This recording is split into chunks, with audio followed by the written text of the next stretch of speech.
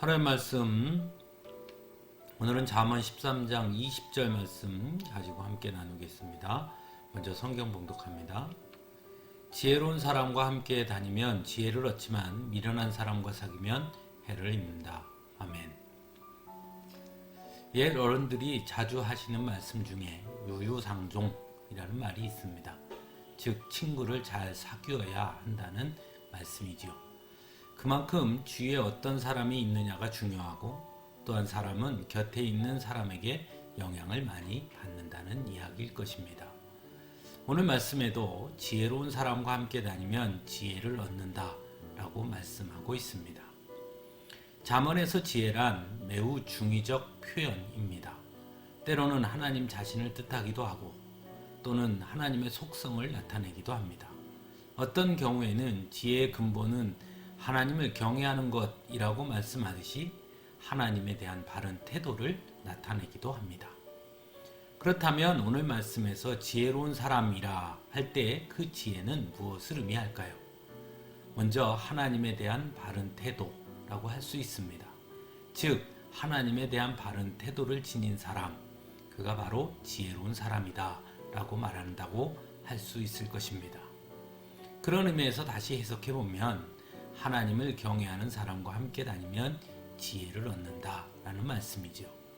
그렇다면 지혜를 얻는다에서 그 지혜란 또 어떤 의미일까요? 아마도 하나님의 속성을 의미한다 라고 볼 수 있습니다. 또는 역시 하나님에 대한 바른 태도라고도 볼 수 있을 것입니다. 그래서 다시 해석하면 하나님을 경외하는 바른 태도를 가진 사람과 함께 다니면 하나님의 속성, 즉 거룩함, 하나님의 사랑, 오래 참으심, 은혜를 얻는다 라고 적용할 수 있을 것입니다. 즉 지혜로운 사람과 함께 다니면 하나님을 더 많이 경험하고 하나님의 사랑을 더 크게 깨닫게 된다라는 말씀이겠지요. 또는 하나님을 경외하는 사람과 함께 다니면 나 역시 하나님을 경외하는 사람이 된다라고 해석할 수도 있을 것입니다. 그러므로 교회 공동체가 매우 중요한 것이죠. 교회는 단순히 예배드리는 장소가 아니기 때문입니다. 교회는 바로 성도들의 모임인 것이죠. 즉 하나님을 경외하는 바른 태도를 지닌 사람들의 모임이 곧 교회인 것입니다. 그래서 그곳에서 함께 어우러지면 우리는 하나님의 더 풍성하신 사랑과 은혜를 깨닫게 되고 무엇이 하나님이 기뻐하시는 일인지 알게 되는 것입니다.